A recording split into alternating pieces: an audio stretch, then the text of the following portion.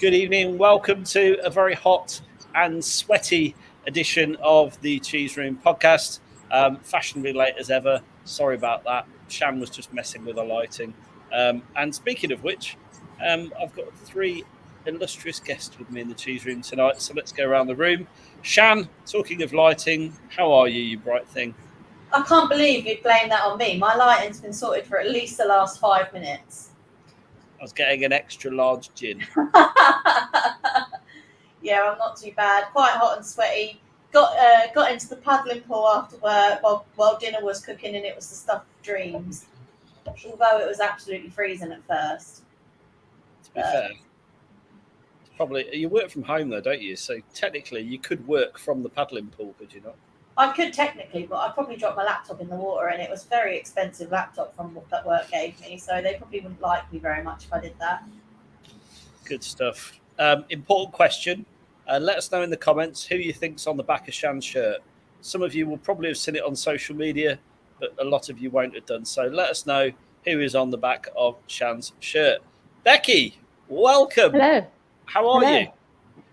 All right, nice and warm up here. It's still 29 degrees here in Chester. Yeah, beautiful. But in my car, I got in my car at 10 to 5 after school and it was 43 degrees. I've never seen it that hot. To be fair, I had been sat in the sun all day long, but I couldn't hold the steering wheel. I had to sit there for ages while it cooled down. But yeah, I'm all good. Unbelievable. It's yeah. By the end of this, I've got a massive fan on the go. I've got the door open, so bugs are going to be like, it's going to be bugs are us in here. It's just a recipe for disaster tonight, but we're going to push on with it. Matt, how are you, sir? You okay? You well? Looking after yourself? Keeping out the sun? Yeah, thanks for having me on again. Yeah, extremely hot here, about 31 still. But I've had the day off work today. I didn't fancy working in conservatories. So, yeah. So looking forward to talking tonight about all things Spurs again. Looking forward to getting into it, mate. That's probably a wise thing to do if your job involves working in conservatories. That's, it's the hot. Too much, that, isn't it? How hot would it be? Like 50, 60 probably. Ridiculous. It was too much the other week. So I worked a little bit on Saturday so I could have today off. Probably have tomorrow off as well. Crazy. 52 people watching already after 2 minutes. Fantastic. Thanks for joining. Please do hit that like button and make sure you subscribe to the channel. What I do want to know is how are you cooling off from this heat if you're UK based, and if you're not UK based, where in the world are you and what's the weather like? Let's have a chat about it. Let's talk it out. I'm looking for something to cool me off that beats paddling in my daughter's paddling pool, to be fair. So all suggestions welcome. I'm sure the panel would recommend them, especially Gibbo, given that he has to work in a greenhouse, basically. So the boys are home from Korea.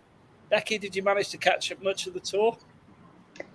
Only bits on like social media and things. I did watch the second half of the game on Saturday. But yeah, I've read something like that. Was it something like, I can't remember the numbers, but the amount of shirt sales from the 10 days that they were there was just like astronomical. And yeah, it's a good experience. I must admit on Saturday when I watched it, I kind of lost interest when there was a huge amount of subs made. Kind of struggled to keep up with who was still playing.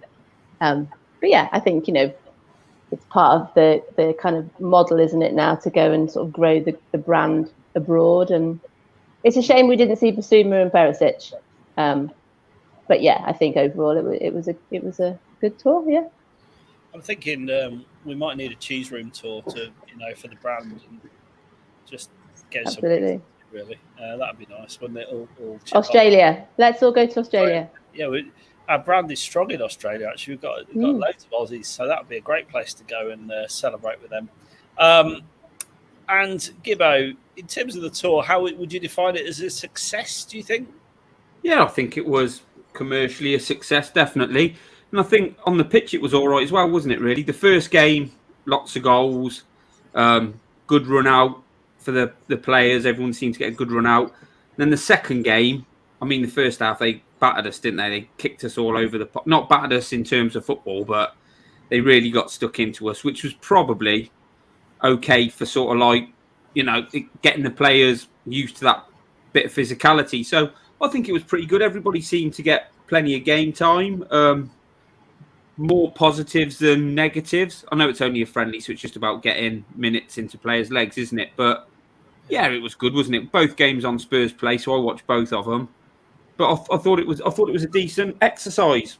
And obviously, back home now, I think the next two friendlies will start getting a little bit more intense and getting ready for the Southampton game. But overall, yeah, good watch, good atmosphere, good for the club. So yeah, well worth it. I mean, to put it into context, across the two games, 108,000 tickets were sold in a matter of minutes, selling out both stadiums. And the match on Wednesday night against the Team K-League was streamed online by 2 million people. And isn't that's the biggest? That's the biggest streaming game that they've ever had. Biggest game they've ever streamed over there, isn't it? In Korean history. Yeah. And the numbers for the match against Sevilla are expected to hit similar numbers. The North London club are the second most followed team in the world on TikTok, behind only Real Madrid. They recently passed 200 million impressions on social media platform. 178 of those 200 million were from South Korea. 178 million impressions out of 200 million. We're massive, aren't we, Shan? Much bigger than West Ham. In South Korea, we're absolutely massive. Yeah, we're the most supported team out there, which is really good. I mean, can you believe that we were going to sign, say, Berahino? Say, I can't say it. Sado Berahino. Yes, that's it. Instead of Sonny. Could you imagine? That would have gone to shit, wouldn't it? Absolutely have gone to shit. So it's probably the best non-decision we've made, or the best cheap decision that we've made as a football club, because what an asset Sonny has proven to be, both on the pitch and off of it as well. Yeah, absolutely. And 100%. I mean, he's the nicest man in football, isn't he, Becky? I think Gareth Bale said, no, the nicest in the world when he was asked once. But how much do you love Sonny? He's just adored. But the behind-the-scenes footage, I don't know if you saw any of it, in when he welcomed the team off the plane and left them little notes in the hotel. Mm-hmm. You've got to love the guy. And he's been taking them around for Korean barbecues and things, hasn't he, in the evening? And they've been like, going and visiting things. And this is why it's laughable when Liverpool fans think that he's signing for them. He is, touch wood, tight with Spurs. But yeah, I saw rumours today that Spence was going to greet the team off the plane at like Luton Airport. It wouldn't have had the same impact as when Sonny was standing doing that in South Korea. But yeah, it was funny watching. Like, I saw snippets of the 6-3 game, but I saw the whole of the second half on Saturday. It's because you could hear Spurs fans, couldn't you, singing in the crowd, because the South Korean fans don't really sing, and they were sort of oohing and ahhing and that sort of thing. And the whole kind of way of football is different over there. But like you just said, the numbers are absolutely astronomical.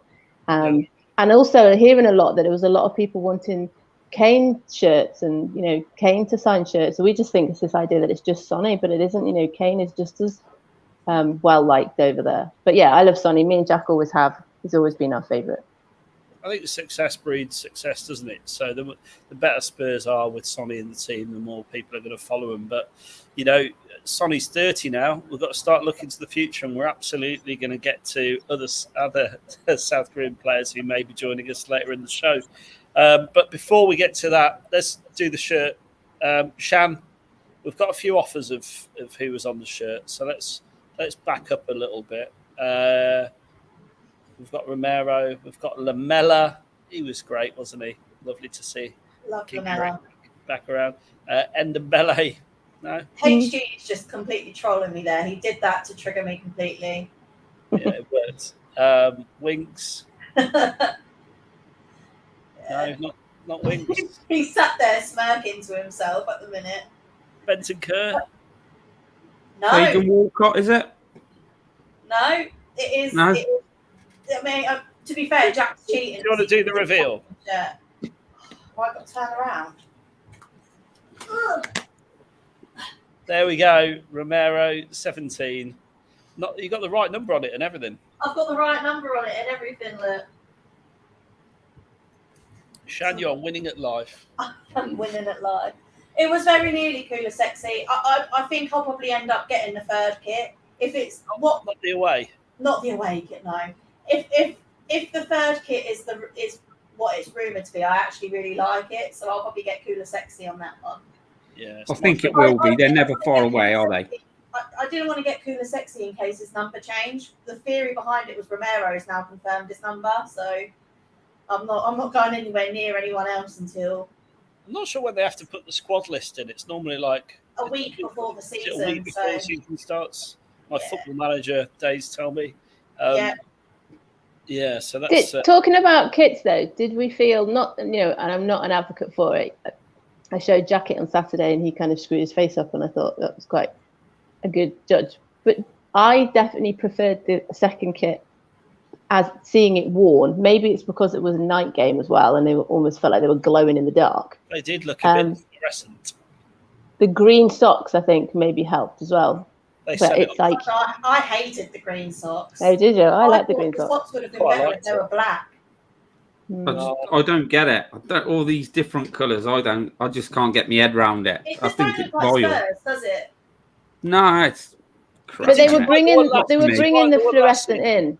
Yeah, they were bringing the fluorescent in last year, weren't they? Because obviously this has got it on, and then Shan's home kit's got it on the sleeves and the collar, and they've tried to sort of drip it in, and then those lovely black training kits that we keep seeing them wear, they're all that kind of fluorescent colour. Really I'm having me one of them when they come out. Absolutely, I've got the blue But one already. The Get Here. Yeah, me too.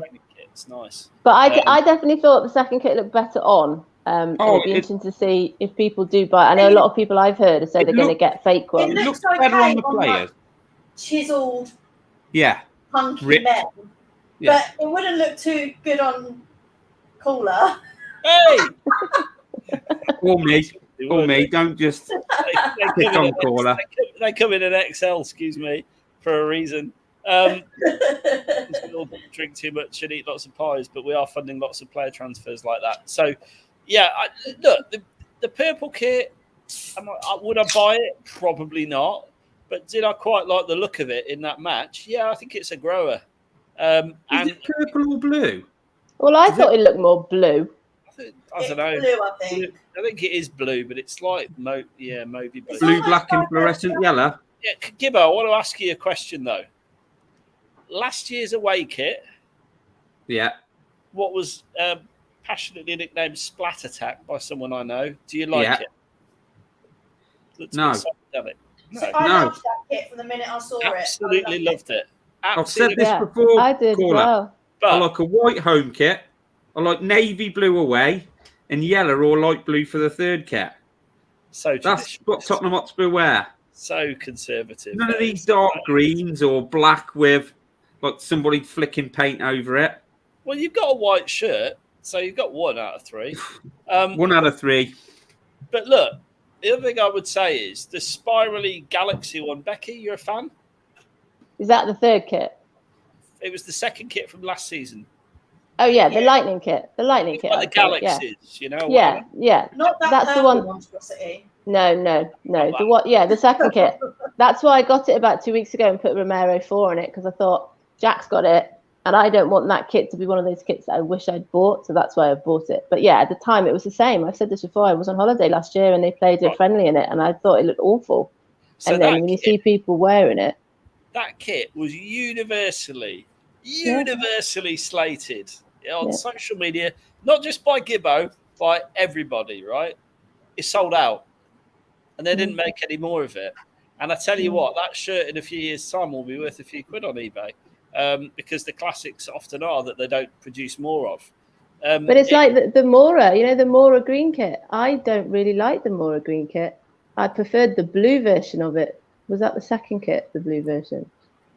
Than the green Mora kit. Yeah. But that's iconic, isn't it? Being the one that he scored in the semi-final with. I like that one.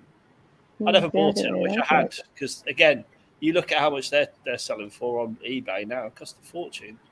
I think the reality is, all I'm saying is, a lot of people cry wolf on social media. Oh, I don't like this, don't like that, don't like the other. Then go buy it. Yeah. So, not you, Gibbo. Obviously, you're a man of pretty. Can you remember Can you remember the gold Under Armour kit when Toby Alderweireld played for us? Yeah. With the black. Like, that's nothing to do. Those colours are nothing to do with Spurs, but I did like that one. Oh, so I mean, you I like- wouldn't wear it. I wouldn't have wore it, but like my son wanted it, and we couldn't get it. It was sold out. But that was all right. But yeah, I'm pretty traditional. I like the kits. It's a nice kit. It's a nice kit. And again, a lot of people moaning that Nike are making our kit and they're copy and paste. All I would say is the Nike stuff is here to stay. I think Levy signed the deeds away for 20 years or something. So I think we've got the longest kit deal in history, which is a good thing or a bad thing depending on how you look at it. But yeah, it is what it is, isn't it? It's the money they make from kits now is unbelievable. It is. I do prefer the Adidas kits though. They're winning at the moment, aren't they? What about Pony? Don't they make kits anymore? We were talking about this earlier. The Pony shirts. You probably before your era, Shan, but look them up. They were Pony.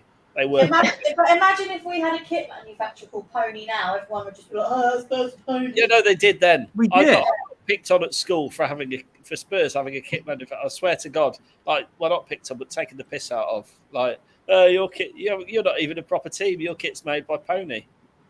Thanks very much. And they were always like long sleeved, weren't they, as well? I seem to remember. So they were like It's always proper like pajamas. Yeah, They weren't very good. they were not very good. Not very good. Anyway, let's get to some transfer rumours. We've got 142 people watching. I want to see 142 likes and subscribers. So please do smash that like button, hit the subscribe button, and we move forward. Right, straight out the blocks. Memphis Depay. What?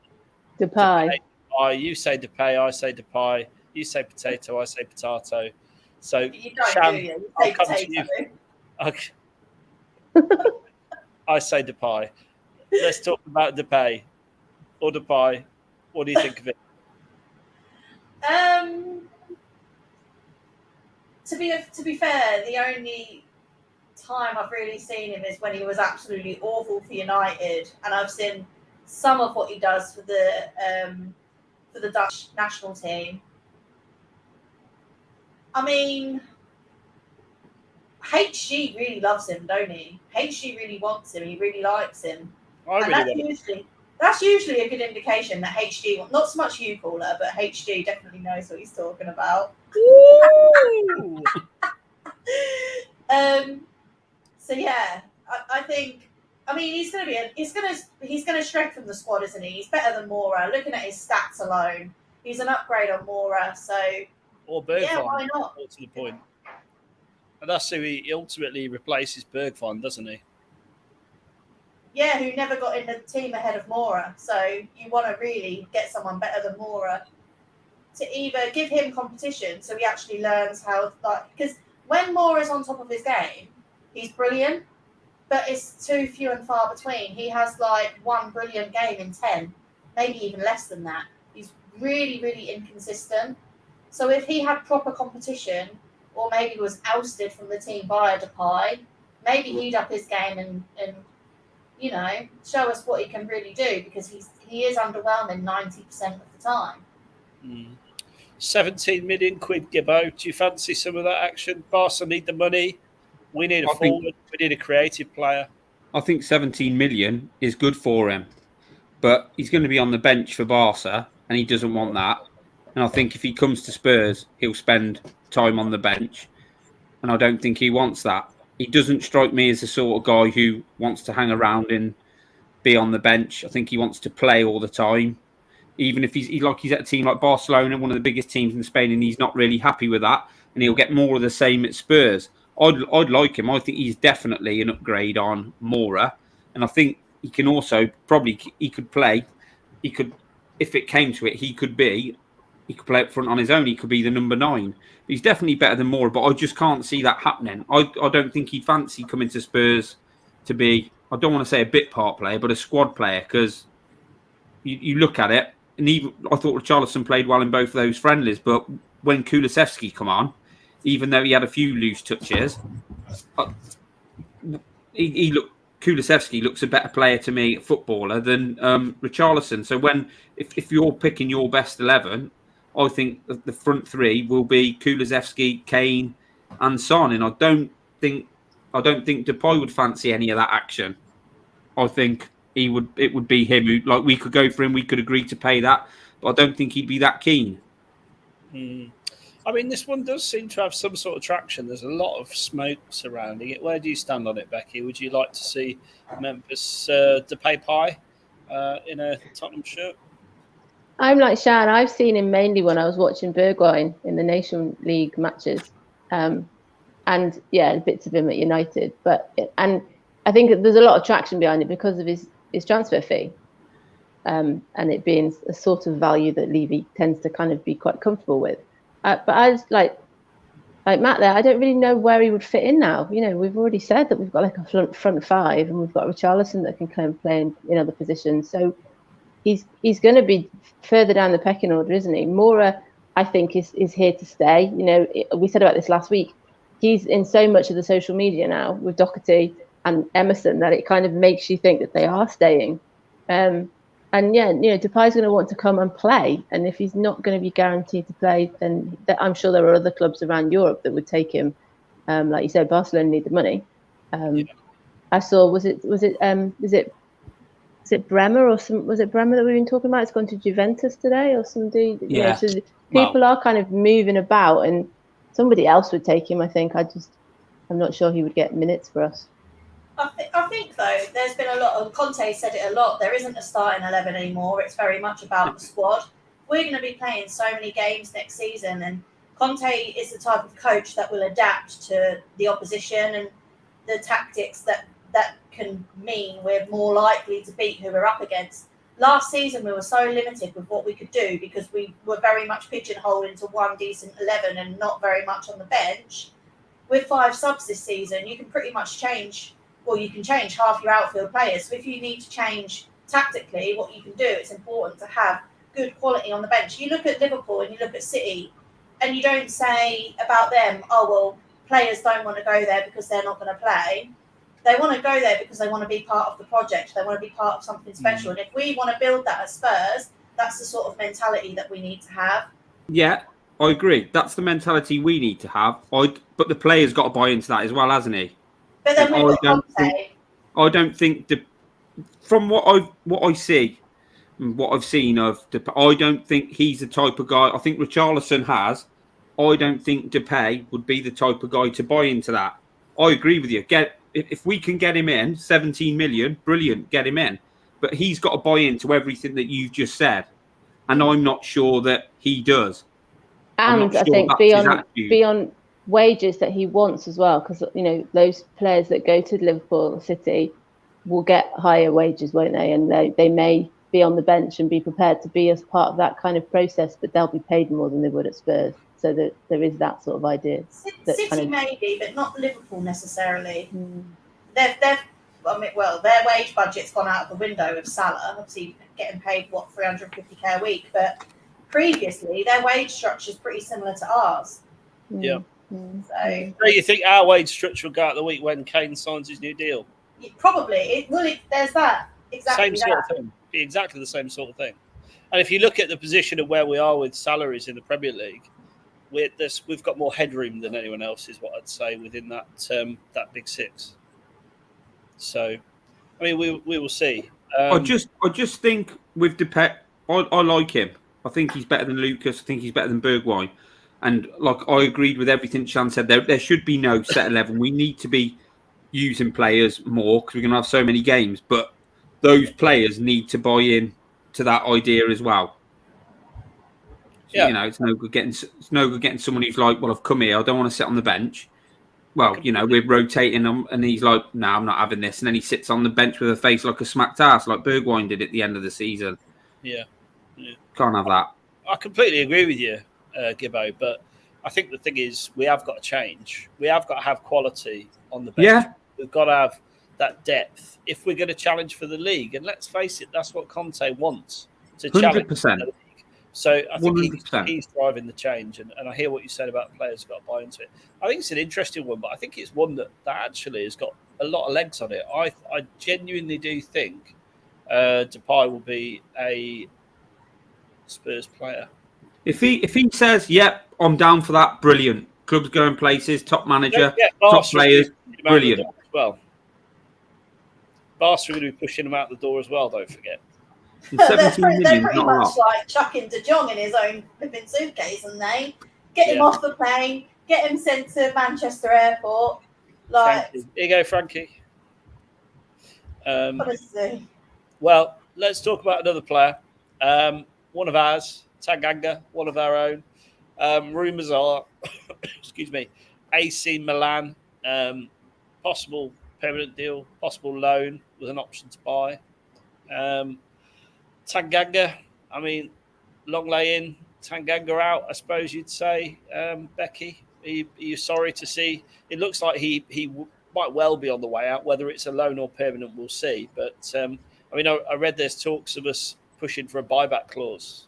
So it looks like it might be a permanent sale. What's your thoughts? There were rumours quite early on, weren't they, in the transfer window? I know we're not really that far into it now, but right at the beginning, because he's got an Italian agent, and I know AC Milan got mentioned quite early on. But we said before, you know, he got injured, didn't he? And that sort of scuppered him, and then he didn't have minutes. He's also now, you know, third or fourth below other players that, you know, are arguably stronger than he is, and he needs a good loan. I think a buyback clause is a good idea. And I think, you know, going to the kind of the tempo of the Italian league, I think will suit him. But we don't tend to ever hear much about what he wants to say. He's not one of those players that I think we never really ever hear very much from. It'd be interesting, you know, we've heard about Parrott, you know, wanting to stay and fight for his place and that sort of thing. I'd never really hear that sort of thing from Tanganga. But yeah, you know, I've said before, I will say if the player's happy and that's what the player wants and that works for all parties, then that's a good idea, you know. And a loan can be a possibility because, you know, like we were with Bentancur and Kulusevski, you know, is Tanganga going to fit into that league straight away? So possibly a loan is a good idea as well. Yeah. 230 people watching, only 71 likes. What do we think of that, Shan? shit. There we Arsenal. go. Not Arsenal. I don't say that word on this podcast. Please, we would appreciate it if you could hit the like button. 71 likes, 231 watching. The maths doesn't add up. So please do smash that like button. Helps us, means the world. Takes you a second, and I promise I'll shut up when we get to 200 likes. Okay, Tanganga. We're saying that might be a good thing then, Gibbo. Good move for him if he can get a move to AC Milan, isn't it? Because you know he's not really played a lot of games for Spurs, but if he's not going to get the games, then you know he needs to go. He needs to go and play games, whether that be on loan or whether the club decide to sell him. But that seems to have come on a strong from this afternoon, doesn't it? So yeah, it's a shame really because he's one of our own, isn't he? But I'm not sold on him. I see in the comments they'd say Paul saying he'd rather let Sanchez go than Jaffet. I think Sanchez is slightly better, but you know, it's a good move. I don't really know, to be fair. It's just like he needs to play games, doesn't he? He's at that age where we need to get some games out of him so we can actually see how good he is in whatever position he does, because he's played right back for us, he's played centre back. He needs to sort of go and play wherever he wants to play for a season or two, and then and go from there. So if we can send him on a loan and he gets to AC Milan and does okay, and we think he can come back and be an asset to us, great. But if he goes there and does okay and we think we don't really want to go down that road, then hopefully we can get a decent fee for him. So AC Milan, big club as well. Big club, massive club. They've just won it. Yeah, Tomori went there and did okay, didn't he? Tomori from Chelsea, was it? He went there and he's done really well for himself over there, hasn't he? So I actually really like Japhet Tanganga. I think he's one of our own. He's gritty. He gives 100%. He don't complain. You can put him wherever you want. He don't complain. And actually, he's decent in the air. Very strong physical presence. I just think you're right. It's like a lot of our sort of second string, if you like.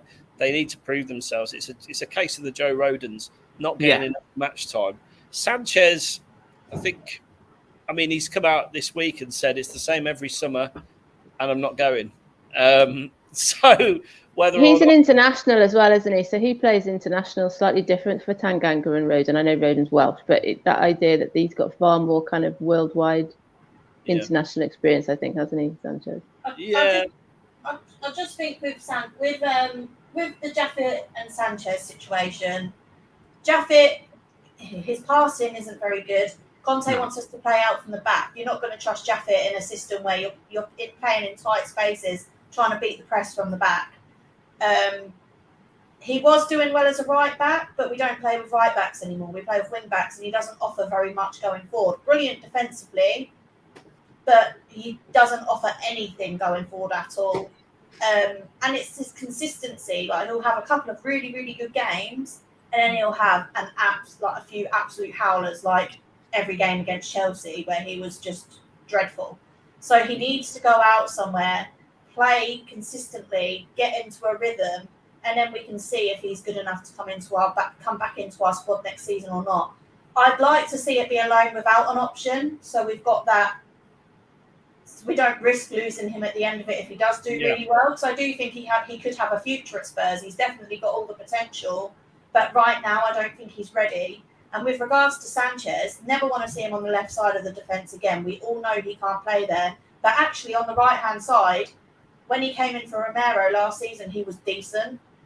3 games, 3 clean sheets. Like, actually, he didn't do badly last season at all when he was called upon. Scored a couple of important goals as well. He's a goal threat in the box, and he just gives us a little bit something different in the back line. He's more of an aerial presence, whereas with Romero, he's not so much.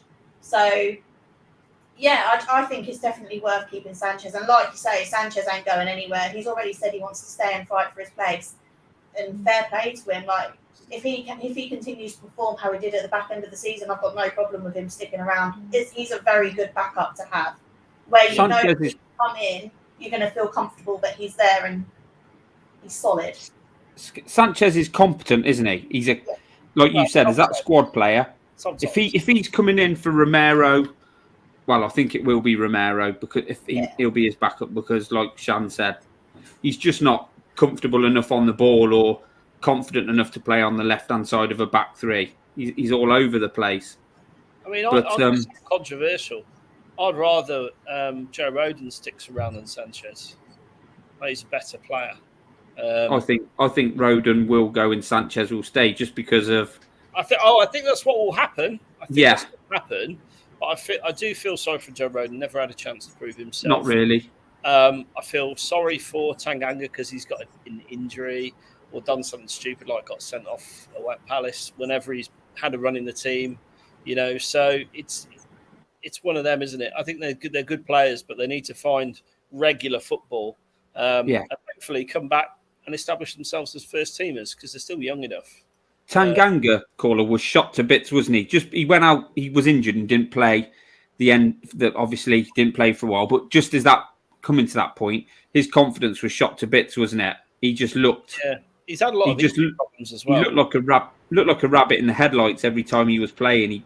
After having such a good match against City and then sort of losing his head at Palace, and then as Shan said in the Chelsea games, when did he score the own goal, or he headed it onto Davis and scored the own goal, and it was just calamitous. Yeah, that's what I mean. He just was, by the end of those Chelsea games, he was shot to bits, wasn't he? It was just like, oh God, get him off, just save him from being on that pitch.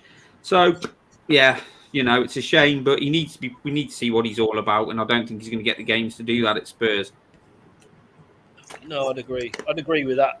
Roden and Tanganga need to move on. All right, let's look at this one. One of Shan's favourite players, Giovanni Lo Celso. Spurs apparently blocked to move to Fiorentina. Money may be an issue. So, Shannon, do you think we're overpricing GLC? Probably, knowing Daniel Levy. I think it's one of those where we'll try and get as much as we can. Obviously, we've still got quite a few weeks of the window left. I think we're just about halfway through. I think it's one of those where we'll price him at what we want to price him, and if we're struggling to shift him at the end of the window, we'll maybe lower our expectations. It wouldn't be surprised me if Levy's after the sort of 35 million plus to try and recoup some of his initial fee. But I think maybe around the 25-30 million mark is probably where we're at with the sale. So not based on his performances for Spurs, because if it was, it would be much less than that. But simply for the fact that he is a key player for Argentina. He's an international. He's just won the Copa America. He's had a good season out on loan at Villarreal as well. Was pivotal to their Champions League run. So yeah, I think he's got value there. But I just hope we're not completely trying to fleece people, because I do think there is a ceiling to his value at the minute, because obviously players know that we don't want him and he's surplus to requirements as well. It's not as if he's going to feature at all. He's not in Conte's plans. He didn't come on pre-season. So in a way, we've sort of devalued him by leaving him at home. Yeah. Totally agree with you, Becky. And it's a position that we've already strengthened, so that other clubs know that we've already bought 3 or 4 players in that position. So, when we had the issue with Bergwijn, Son was injured, wasn't he? So it kind of meant we sort of needed to keep Bergwijn in the January transfer window. We've strengthened midfield, so clubs know that, like Shan said, they didn't come on pre-season, but also we've got other players. It's not like we've just left the bare bones like we were before. So yeah, I agree with Shan. I think they'll hold out for as much as they can, and in the end, in the last sort of couple of weeks or week, he'll go. Okay. Gibbo, anything from you on GLC? Nah, well, I just think I wouldn't be surprised if he doesn't move till like the final day or the day before the transfer window shuts. People know we're trying to move him on, and they'll probably just try and get a better deal by holding out, unless somebody desperately wants him in early doors, which it doesn't look like, does it? I think it'll probably just roll on, and I think he will go. I think other clubs will want him. He'll be a decent player for somebody else. He's just not. He doesn't fit us. He doesn't suit us, and he'll be moving on. So yeah, it'll just rumble on that one, but something will get done. I think also probably other clubs are waiting to move other players on, aren't they? We used to be in that situation, wasn't it? It was almost like 1 in, 1 out sort of thing. So other clubs will have that policy, and things will sort of jigsaw into play. Probably be, as soon as all that's happened, it's probably a relatively easy deal to do to get him. Obviously, like they're dealing with Daniel Levy and stuff, but if you're anywhere near what we want for him, or if we can't really shift him, we'll probably go somewhere like on loan with an obligation to buy. So it'll just go on, I think. Yeah, no, I agree. Completely agree with you. Lucas says it could be his last year. I saw something earlier on Twitter, a poll, is Lucas a legend or not? So I thought I'd ask you 3 stellar individuals. So I'll go first. I mean, obviously, he gave us one of the greatest nights ever, as in my lifetime as a Tottenham fan. I keep freezing in hilarious poses, which is cool. Someone's going to screenshot the shit out of that. But is he a legend, Becky? It's very tricky to define legend, because legends have usually won something. So if we think back to legends, they've usually got something that they've won, and Mora doesn't. However, as you just said, everybody remembers that night, and also, as well as just that night, he gave us 4 weeks, I think, wasn't it? We had the longest wait to the Champions League final ever. So we also had the 4 weeks of that kind of, are we going to win a Champions League this year, and is this going to be our year? So I think it was more than just a night. It was just all, for me, a funny one that he didn't play in the final. And I think that probably didn't sit well with him either, because he felt, like there wasn't much he could do about it. But yeah, it's tricky, because I think even asking the question, it depends on how old you are and how much success you've witnessed yourself. So if I asked Jack, for example, he would definitely say that he is, because he remembers that night, but he's only 9. And for me, I'm obviously a lot older than that, and I know other players that are legends, and quite right too. But from a fan's experience, we talked before about the green kit, and how those kits have become legendary because of that particular night, and and the fact that we were losing, and there was so much kind of riding on that particular night, that it was such a legendary experience. Whether that means it's Moura is the legend. Because if we're forgetting people like Dele, Dele made that fantastic assist, and Moura wouldn't have scored the goals without that sort of thing. So it is kind of a team as well. Because I can even remember Kane at the end, the final whistle, and Kane running across the pitch, and everyone was sort of saying, "Will he be in the final then?" Because he's obviously fit. And it's not just about Moura on that particular night, but like someone put just on Twitter earlier today, it's a bit like Bergwijn. What else has Moura really done? I can remember the hat trick at White Hart Lane when he was at Huddersfield. That's right, when he brought his little boy on, didn't he? And he was kicking the ball. But yeah, like Bergwijn, things that Moura has done, you can count on one hand. But then in the Norwich game, on the last game of the season, that lovely little twisty turn thing that he did for the goal, for the assist. So yeah, but I'm hesitating because I don't know what to say, whether he is a legend or not. That's all right. A demigod, maybe? I don't know. Gibbo, what are you saying? He's not a legend. He's got cult status, but he's not a legend. What he did in Amsterdam was brilliant. He'll always be remembered for that. Fantastic. He's great with all these koi stuff and all this stuff on social media. And there's always been a place for him in the squad, but he's not a legend. No way. People will remember what he did as being legendary, but as a player, no. I think far too often he like Shan said earlier, 1 in 10 games. It can be more than that sometimes. He does something brilliant, and then it's like people are like, "See, I told you, Lucas, what a great player." And you're like, "Where's he been for the past? He's been for the past 2 months, just literally running down dead alleys." I don't want to really get into it. It sounds like I'm really slating him, but when we're talking legends, we're talking real quality players like Klinsmann, Hoddle, Ginola, Hoddle. One's older than that. Bale, Modric, Kane will be a legend. Son will be a legend. Lucas Moura will not be a legend. He will be a cult hero. They did win the same as Lucas, though, currently. Well, that's what I said. Do you determine it by trophies? No, you don't. You can't determine it by what you've won. You can't do that. It's got. You can't at Spurs because there's not enough of it. No. They've got. It's got to be what they are.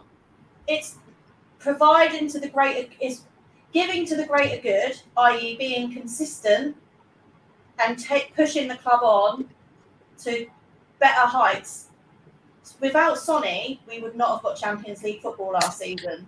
Sonny has consistently helped us with his goals, his assists, same as Harry, same as Hugo. For me, those three when they retire, will be Spurs legends because of the consistency and the time they've put into this club. Moore has been a bit part player at best.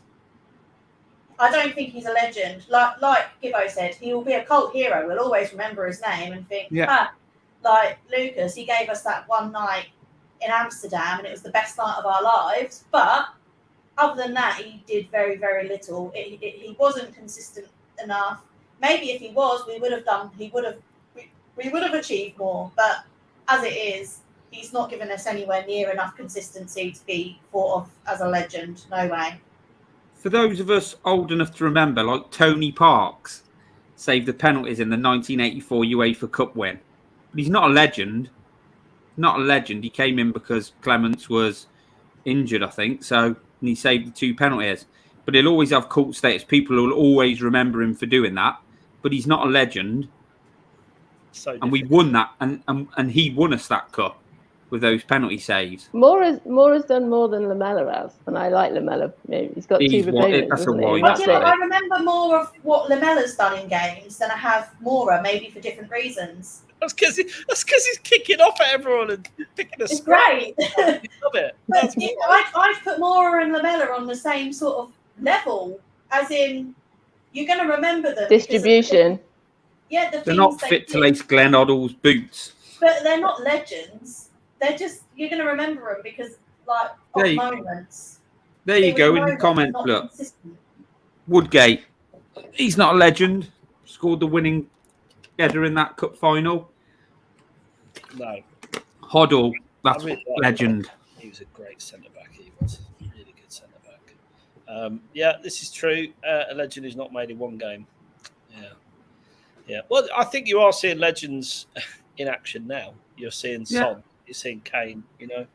Well, Hugo. look, they're Hugo. the best Hugo, duo yeah, I in would Premier say League Hugo. history. Yeah. But this is the thing. Kane and Son have individual merits, like Golden Boots. Lamella won the Puskas assists. award. Lamella won that, didn't he? Lamella won the Puskas, exactly. But Son that has was won the great. Puska. But the thing, this is so Lamella. He won a Puskas for the goal he scored in that game, and then proceeded to get himself sent off. And And we lost. Yeah. And we lost it as well. This is what we remember. Like, at least Sonny's Puskas goal, we won the game. Like, we battered them. Whereas Lamella's is tinged in, like, just sadness because he was an idiot and ended up losing us the game after doing something so incredible. But this is the thing. We'll remember Lamella because of his moments like that. And you can sit back and laugh about it now. But when you're watching it all unfold, it's a bit like, no, Eric, what are you doing? And it's the same with Moura every time he runs into trouble and loses the ball. Shan, you know he's not a legend because you don't say about a legend, well, he gives 100%. He's always trying. He never moans. You don't say that about a legend, do you? They're not the sayings. They're in the history books. They're in the Premier League record books. Harry Kane is going to be Tottenham's greatest ever goal scorer. Yeah. Sonny is going to be one of Tottenham's greatest ever goal scorers. It's true. I mean, Harry Kane could break the Premier League goal scoring record. He's going to break the England record. Like, he is a legend. He is quality. He's a player that probably we'll never see again in our lifetime at Spurs. Oh, completely agree. He's generational. He absolutely is generational. And they're legends. Hugo, for his 10 years of service, the amount of times he's kept us in games, the amount of great saves he's made. And he has done it consistently at a high level. Captain France to a World Cup. Like, he is a legend. I think everyone watching is a legend if they hit the like button. There's 306 people watching, 108 likes. So come on, we can do this. Let's have 200 likes. But the answer to the question, caller, is Moura, legend, no way. No. All right, no way. Nowhere near. I want to move past that because I think we've reached that conclusion. Yeah. Move on. However, I like this question. Can I ask, if Conte wins us a trophy, will he go down as a legend? Becky. If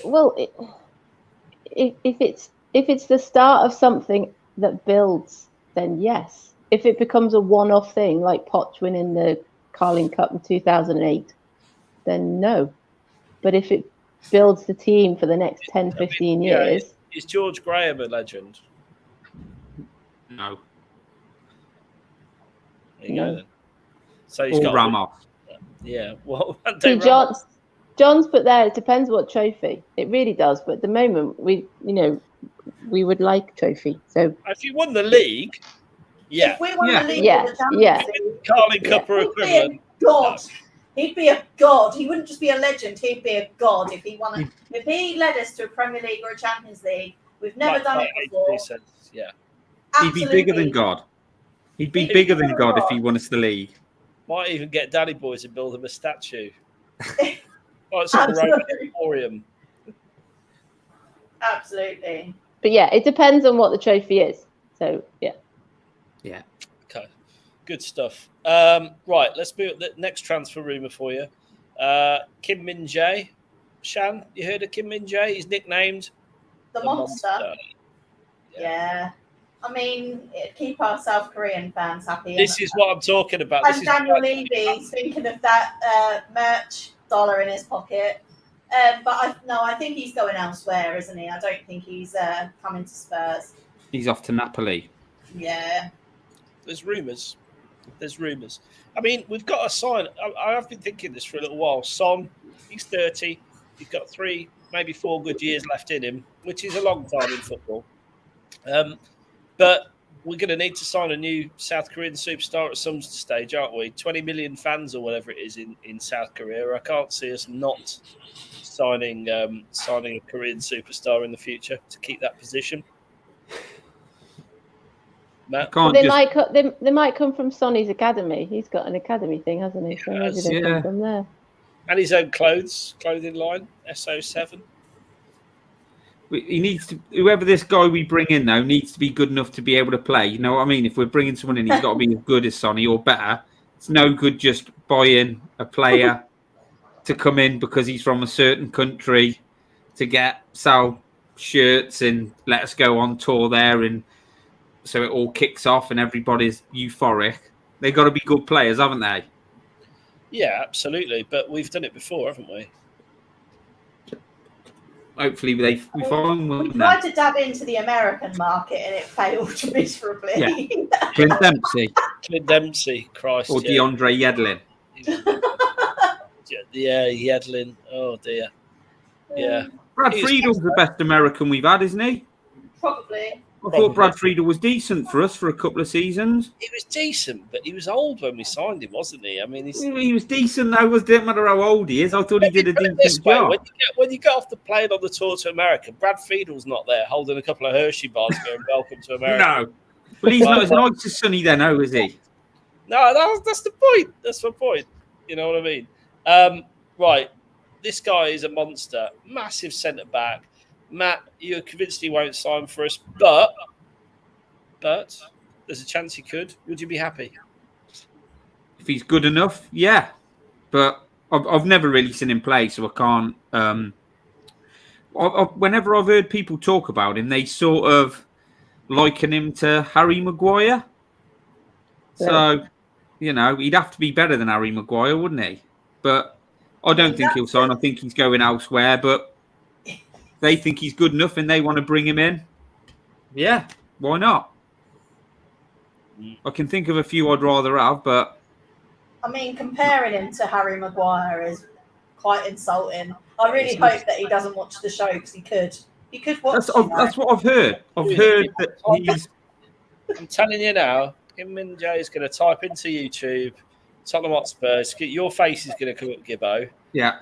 You comparing him to Harry Maguire, yeah? The fridge. That's it. He's done with us. Yeah. South Korean slab head. That's what they call Maguire, innit? Slab head. Slab head. I think they call him a lot worse. Maguire a while ago wasn't that bad. He's just had a really tough time of it the last couple of years, hasn't he? He's gone backwards. But a couple of years ago, I'd have had Maguire at Spurs. Thought he was quite tidy. Well, brings the ball out well. Let's talk about another Leicester lad. He doesn't bring the ball out well. He's got the distribution of. When he went before he went to Man United, when he was at Leicester, I thought he was quite good.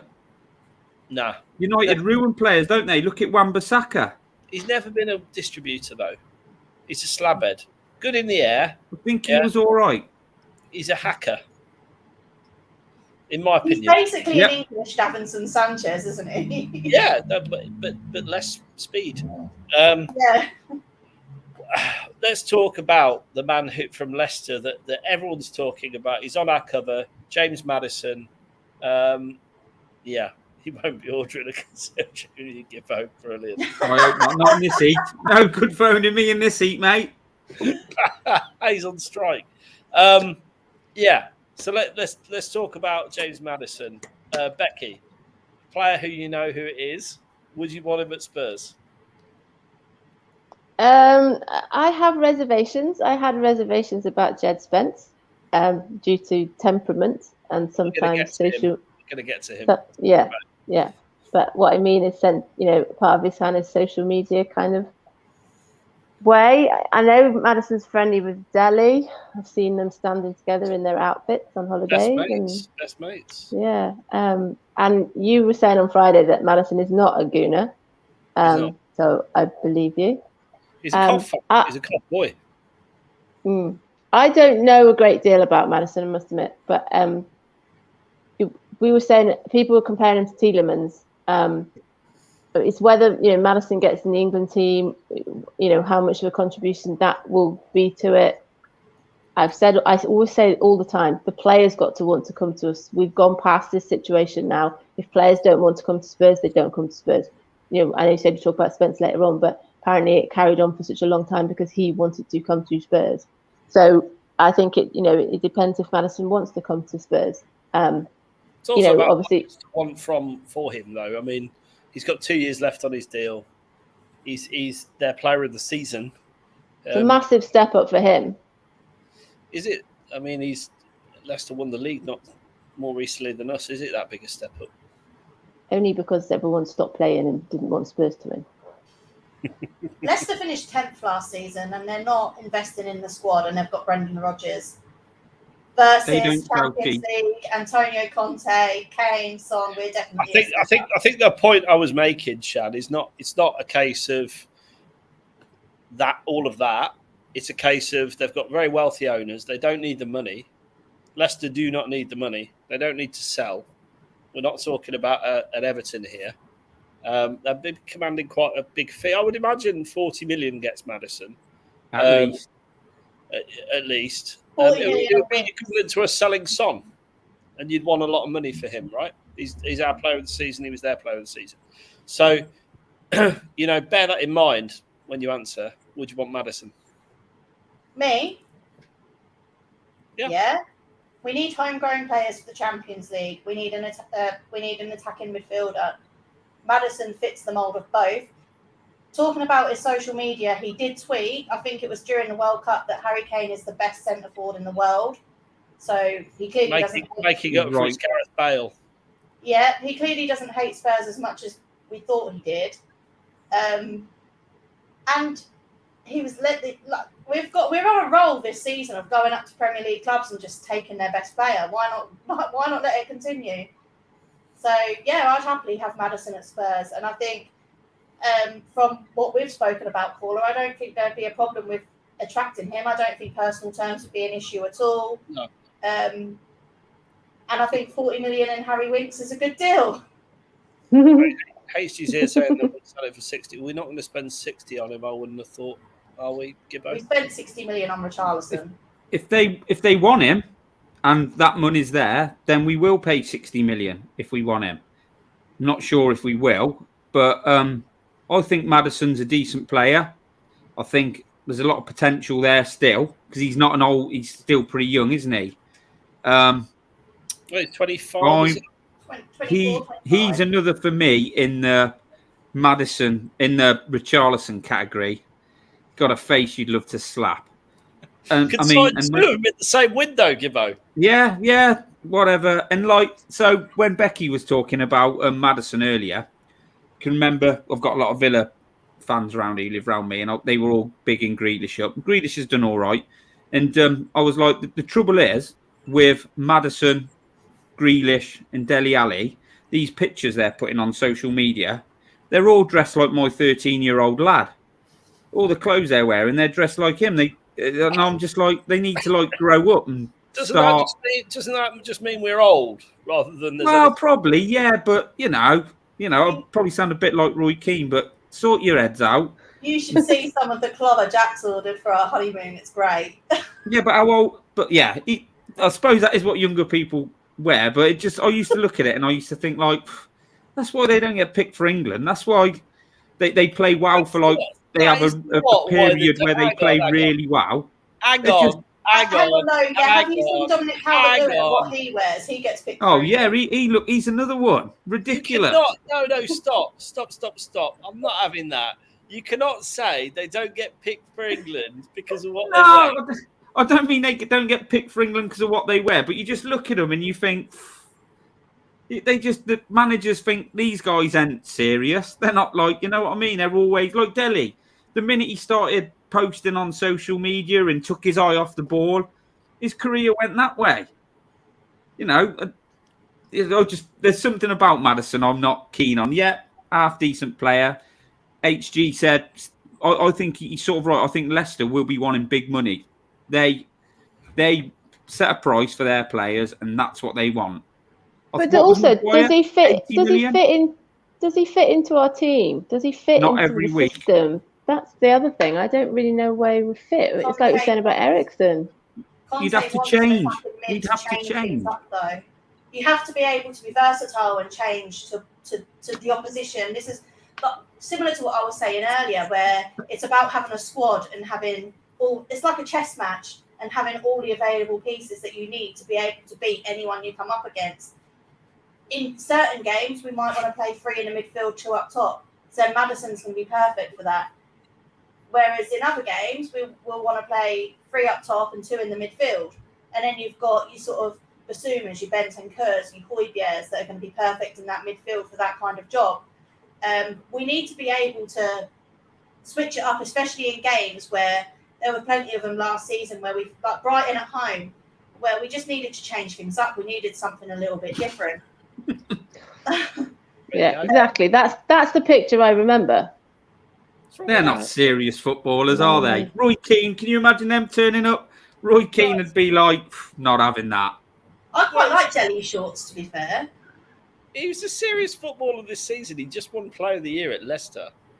I'm not judging their football ability on their clothes, obviously. You don't do that. That's ridiculous. But there's just something about them where I think maybe Let us know in the comments, does it matter that they dressed like this? Yeah. And secondly, has Madison got a punchable face? No, well, when you see him playing that, he's just one of them. You think, God, you're a smug little git, ain't you? Just like Wilshere, he's got that Wilshere feel about him. Oh, I don't know. Oh, no. He's better than Wilshere, even I know that. But he's got that vibe to him. You can't say that. You cannot say that.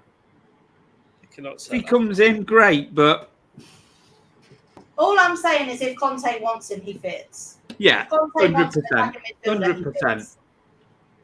And we won't sign a player in a position that Conte doesn't want because it would just be pointless. Especially with the amount of money we would have to spend on Madison. I'd be really happy to have Madison because it means we can play 3-5-2 quite comfortably with an attacking. We could have got Ericsson to do that job for free. I'm not saying, but Ericsson ain't keeping up with the fitness demands of Conte. Ericsson's 30, and I'm just saying. Yeah, I agree. Ericsson, I agree. I think Madison. If we wanted somebody to do that, we could have got Ericsson, couldn't we? Do you not think that Madison gives us that creativity in the middle of the park, Becky, despite the fact he's got a slightly slappable face? Yeah, and like I said, the fact that I've heard of him means he scores and he impacts games. So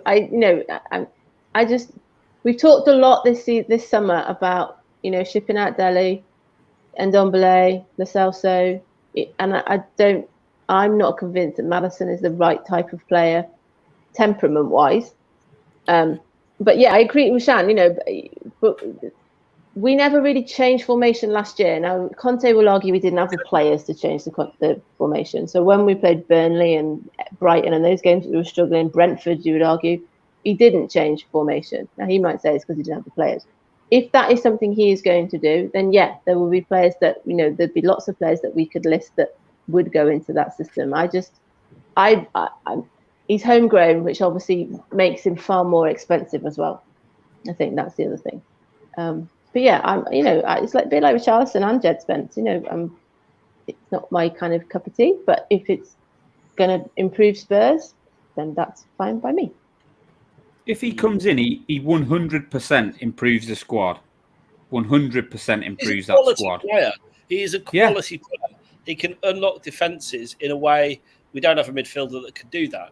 He gives us an option in midfield. And he can score a goal. Pieces as well. We don't have anyone apart from Harvey White, who's probably going to go on loan, that can take a set piece. Perisic apparently can take a good set piece, but I will die if Harry Kane is taking our set pieces again this season, because the one he scored against K-League was an absolute fluke.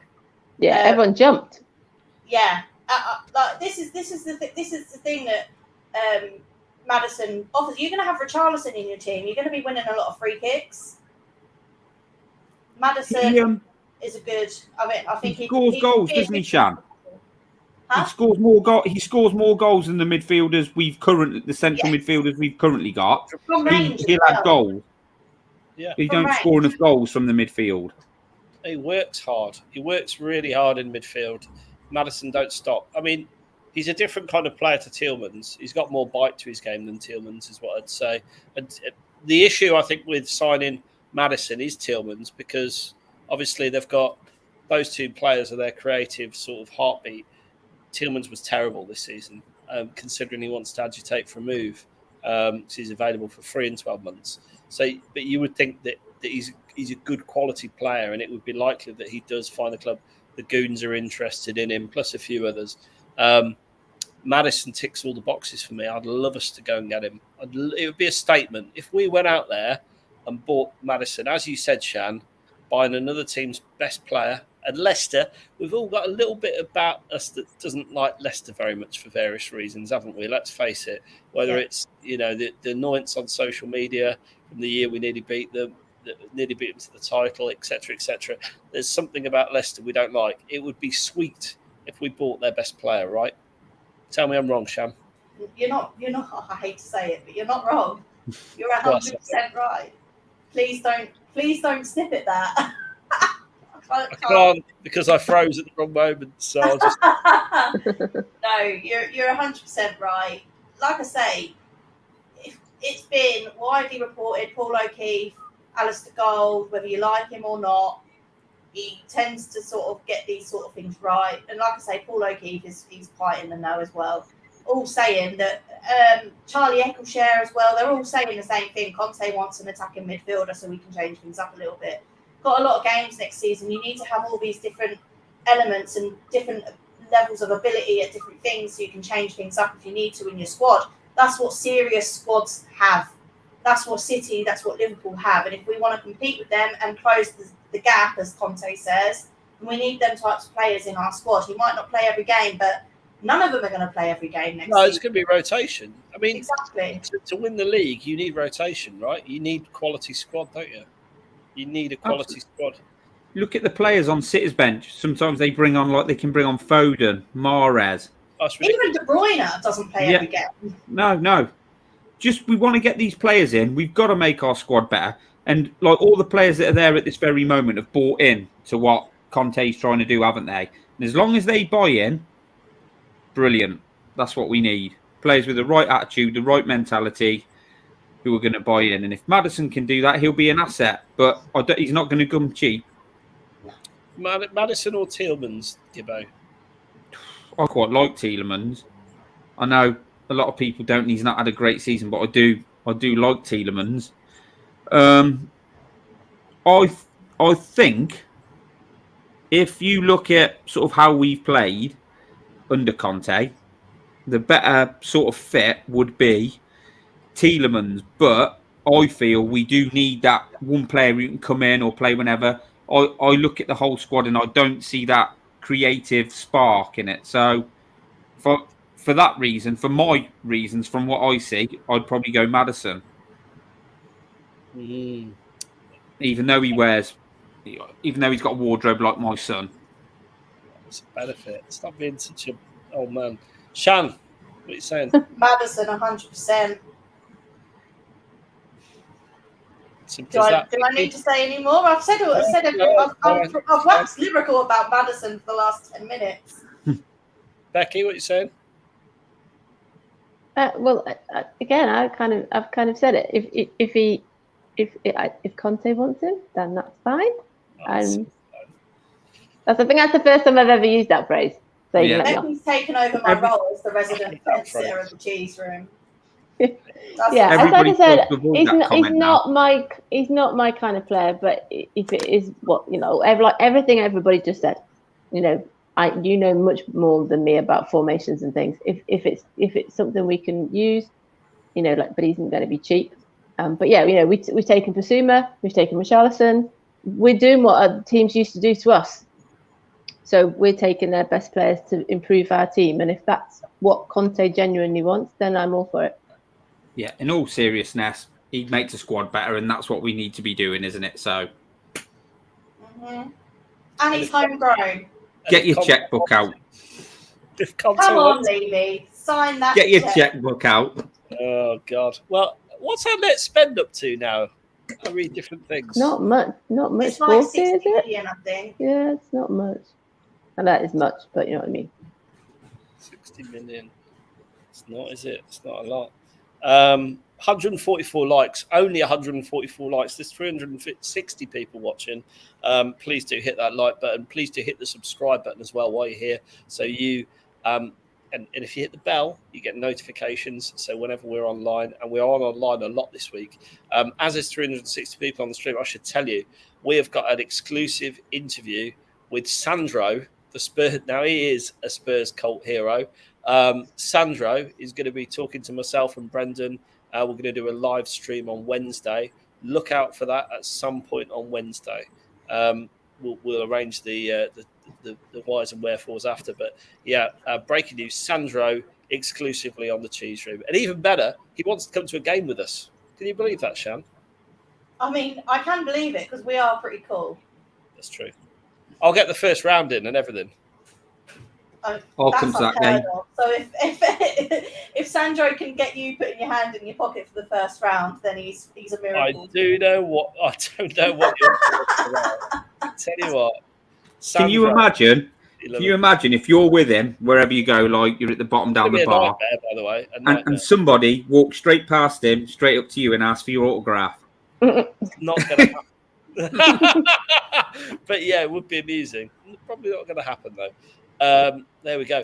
Pau Torres. It's all gone a bit quiet on Pau Torres, but I'm going to come back to this because I really want Pau Torres to sign, to be honest. So, Shan, you want Pau?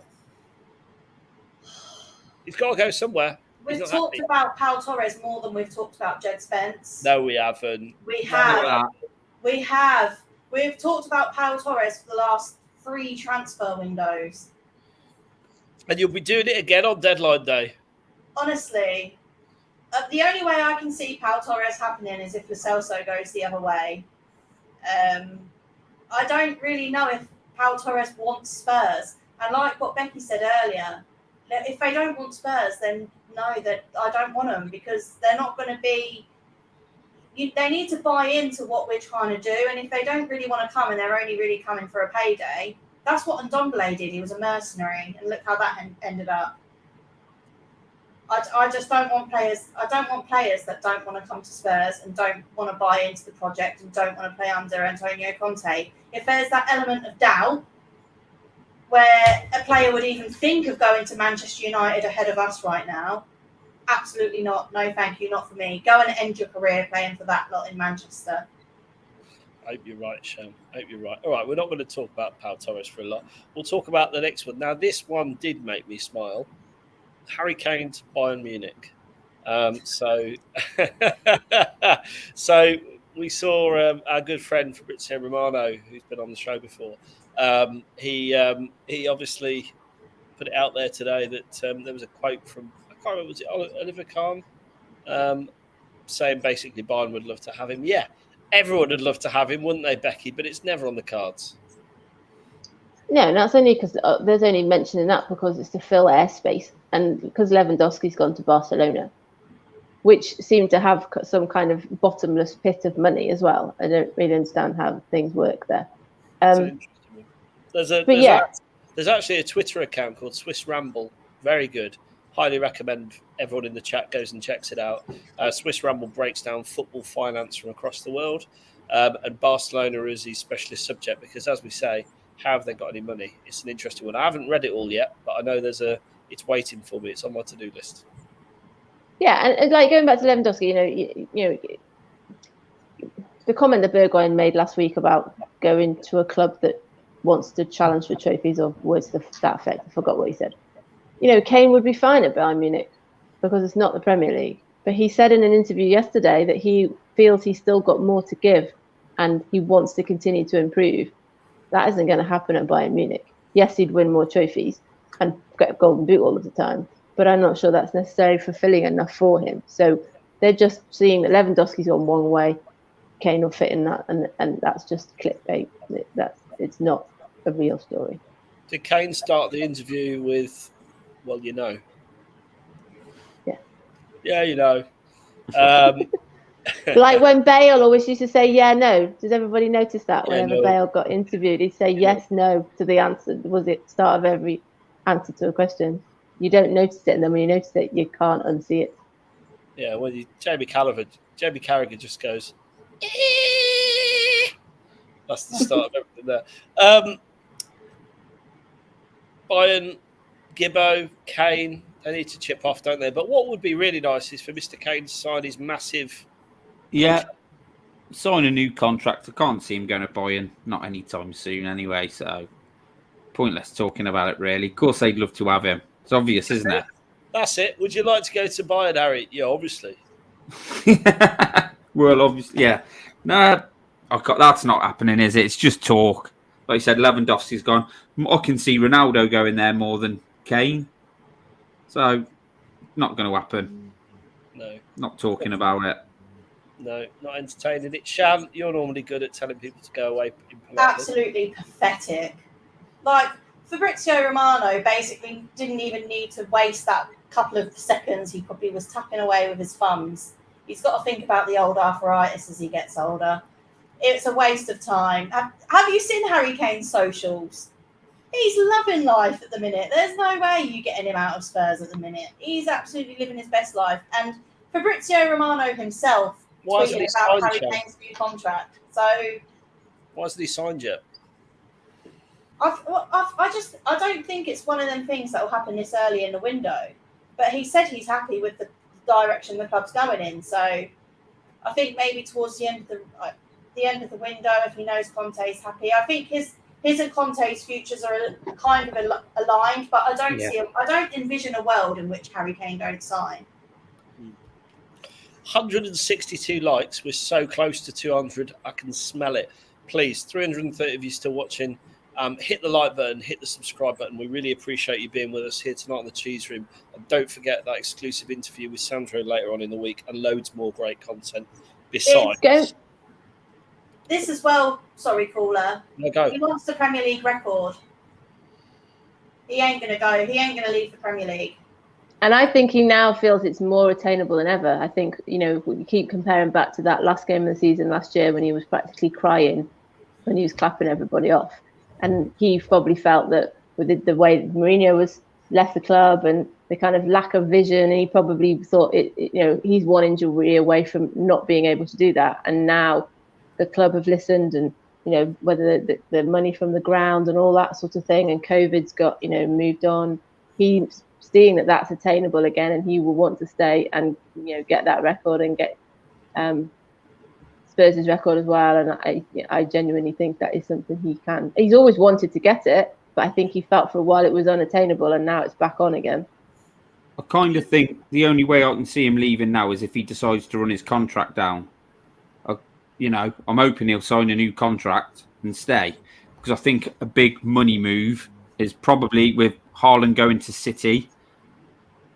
They're not slowing down, are they? I can't, Liverpool will be challenging for a few years, but I can't see him going to Liverpool. I think pony. Oh yeah, did you see those clips about they saying he was like a centre half, and they were showing the ball coming in, and he was heading it out the box rather than at the goal. Yeah. But yeah, I think a big move to a team in this country is passed him by now. So I think it's sign a contract and stay at Spurs, run your contract down and move somewhere. I can't really see him going to having a big money move away from Spurs now. So hopefully he signs that contract and stays, because quality, isn't he? Best striker in the world. Just off transfers and contracts for 1 minute, and then we'll come back to it. Sacred cow. No. Oh, no. The cow's been slaughtered. It's been humanely dealt with. Gone. Daddy Davis. He left career in a boot, Shan. I'm very upset to see. I did see that it could be that they're just trying to control the swelling. Where he's rolled his ankle, they're just trying to bring the swelling out in the best way, and hopefully he'll be available for Southampton in a couple of weeks. Well, just under 3 weeks' time.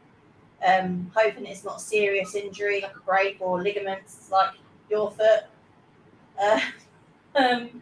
But yeah, no, I'm hoping it's just precautionary, just to sort of help bring out the swelling, bring out the bruising in the best way, keep it still. And yeah, hopefully he'll be bright as rain. If not, we've got Longley, who we'll see before we thought we would.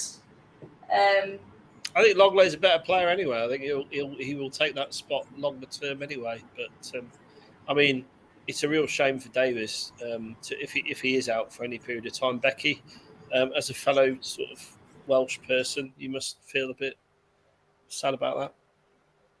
Yeah, I think because, as we said before, how much progress he's made towards the end of the season and how important he was for us, and him being on that left side and that he's kind of made that position his own. And we said earlier, didn't we, about Sanchez? So Sanchez on Saturday came on in Davis's place and did not, show himself that well. So Sanchez is just not suited. And I know Longley wasn't there. But I think it'd be interesting to see, it gives Longley an opportunity if the injury isn't going to be sorted soon enough, then it gives Longley that opportunity to get straight in, really. Apart from Chelsea, we've got some fairly decent fixtures early on. So there's a real opportunity to gain some real momentum. And if we are able to kind of rotate the squad and sort of, because we don't always tend to start that well, and Kane doesn't tend to start that well. Remember, he had that record, didn't he, where he didn't score in August? All those sort of things. Happens quite a lot, that. So, yeah, I'm with Shan. I hope it's precautionary. Particularly, obviously, we do need him, even as a rotational player, if there isn't somebody else coming in left-footed for left centre-back. So, yeah, hopefully it is okay. It was nice as well seeing Basuma tweet today that he'd had a great time, bearing in mind he spent a fair bit of it in a hotel room. So that was quite nice to see as well. It was a bit gutting that he didn't get to play, wasn't it, to be fair? Yeah. He was there for that training session, though, wasn't he? That one where they all died at the end. Yeah, so they've got the fitness element, won't he? Well, some of the fitness element. But, yeah, it's a bit of a shocker, really, that he's had to have COVID so soon. From joining the club. Bit of a disappointment, really. We've got our first super chat in. Angelo, thank you very much. We appreciate your super chat. Cheers from the States. Would love to see an American player sneak into the Spurs roster. Thoughts on Weston McKennie? I'm definitely going to go to Gibbo with this, Weston McKennie. Yeah, I've not seen a fat lot of Weston McKennie, but he seems, from what I've read and little bits I've seen, obviously the old YouTube clips, seems a decent player. I've got a feeling that ship has sailed by bringing Basuma in and sort of like the midfield four we've got now. Apparently he is quite versatile. We've been quite heavily linked with him, haven't we? Because of the Juventus league. McKennie, well, he's a deep line midfielder. I think he's quite versatile. I think he can play sort of out wide, and he can, I think he's a bit more of a box to box midfielder. But I think that ship sailed with what we've got now. I think we're, like you said, if we're going to bring someone else in that position, it will probably be somebody more creative than what I've seen from Weston McKennie. But I've seen him play a few times, and in all honesty, he's a player. He's seriously got bags of energy. I really like what I've seen of him. Yeah. But he's not what we need right now. Midfield. Basuma's filled that gap, really. Yeah. That's what's happened, doesn't it? Is what I'd say. They're different players, obviously, Basuma and McKennie, but I just don't see us buying another central midfielder that's box to box, or we're going to get an Ericsson, a Madison, something like that, and I would imagine. We're going to get somebody who does something a little bit different. I know that, like you said, they probably are different players, but we're looking for somebody who's a little bit more progressive than, like I said, McKennie and the guys we've got there already. But absolutely, thanks for your super chat. Let us know where in the States you're watching from. I love the States, my favourite country. I wouldn't be surprised, by the way, if we go back for McKennie in the future. He's only 23 years old. So, like honestly, loads of time for him to develop. And we've got very close ties to Juve, thanks to Mr. Paratici. So there you go. Shan McKennie, would you like him at Spurs one day? I did want him at Spurs last summer or in January, but I don't think we really need him now. I think he's similar to Bentancur. I don't think we need him. I would have liked him at Spurs, but I just don't think he's what we need right now. There you go. Buffalo. Big shout out. Buffalo. Next one up then. Just for a laugh. Why has Jed Spence not been announced? So put your best reason that Jed Spence has not been announced yet in the comments. Comedy. I know the real reason the paperwork's delayed, but give us your best comedy reason why the Jed Spence announcement hasn't been made yet, and I'll read the best ones out. Becky, you just as sick of this as me by now. We've been talking about this dude since January. But also, we've all seen, if we're all on Twitter, we've all seen him holding the shirt and sitting having his interview. So I thought Spurs would be like, well, actually, everyone's seen it, so don't bother. But then Paul O'Keefe said that the paperwork had been delayed, so I was like, fair enough.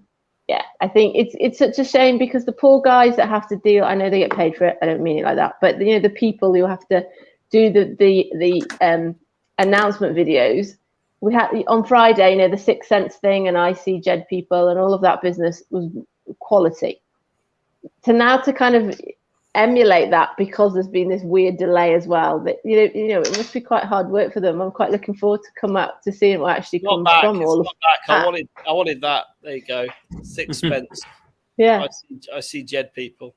So if they're not going to just show that, because again that's gone around YouTube and everything and Twitter. No, how are they going to announce it? What are they? I'm quite genuinely interested to see what the announcement video looks like because all the great ones were given on Friday. Because once that photo dropped, everyone was like, "Well, it's done," and then it's been delayed. So yeah, it's. Let's go through a few of these. He's got COVID. Levy can't sign. That's an easy one. Levy saw not the 0.5 on the 12.5 price tag. They're just keeping us in suspense. Yes, that's a good one. And then they might use that actually. The admin they might say that he kept us in suspense. There you go. That's the best one. Levy's check bounced. There you go. There you go. Loads of these. Is the paperwork being sent? Oh, hello, John. Via a plane that can't take off because the runways are melted. I tell you what. What's his name on the kit and they can't fit the kit? Yeah. And I like this one. Levy's trying to find a way to insert winks in for Spence. Oh, I would love that to happen. Excuse me. There we go. Awaiting the return of the Jedi. Ah, brilliant. Some of these are brilliant. Mr. T. It's got to be announced tomorrow, hasn't it? Surely they'll announce it tomorrow. Paul O'Keefe said it was Tuesday, yeah. I saw somewhere they said it's either going to be tonight or tomorrow. Wow, it's going to be tomorrow now, isn't it? But tedious now, isn't it? People just won't they won't even be excited. They'll just be like, thank God for that. Did you see they were talking about there was something about playing Lucas at right wing back this week? Thoughts on that, Becky? Well, yeah, Conte was the one who sort of fueled it further by saying it's an option he's thought of. But he said that with Kulusevski, didn't he, when Doherty was injured? So I'm not sure that necessarily helps things. He needs to tell him we've got 3 right wing backs on the books now. But he's making a 4th. Well, we talked before, the whole distribution element of Moura. The problem is he does tend to run down blind alleys. And I think, he'd be better going forward, certainly, than defending. And then we say about Royal being better defending than going forward. So we don't ever seem to have a complete player in that position yet. That's a good one. I like that in the dead of the night. This is what I mean. The admin team have got to come up with this now because all of them were used on Friday. So, because all the announcement videos so far, I think, have been quality. They're quite simple, though, aren't they? They're not really that. They're just like. But I like them. It gives them all the kind of stats about the player, and it tells appearances and. Usually, caps for the England under-21s championship. Scored an own goal.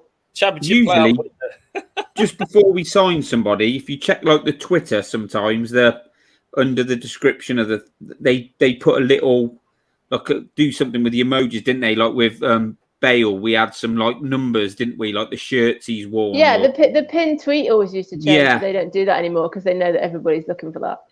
So they don't do that now. That's what they used to do, but just get it done. Boring. Wow. But with the Moura wing back thing, obviously people have been going on for ages about about like Victor Moses playing right wing back for Conte at Chelsea. But if Moura plays there, we're expecting the creativity to come from out wide, people are saying, from the wing backs. So we'll just have the same problem if Moura plays as a wing back that we have with him playing as a winger, won't we? That his final ball is not quite up to scratch. So I suppose it's an option, but it's an interesting one. Right, Nabil Fekir. I don't know if I've said that correctly, but hopefully I have. Real Betis midfielder, 30 million, real attacking midfielder option, Gibbo.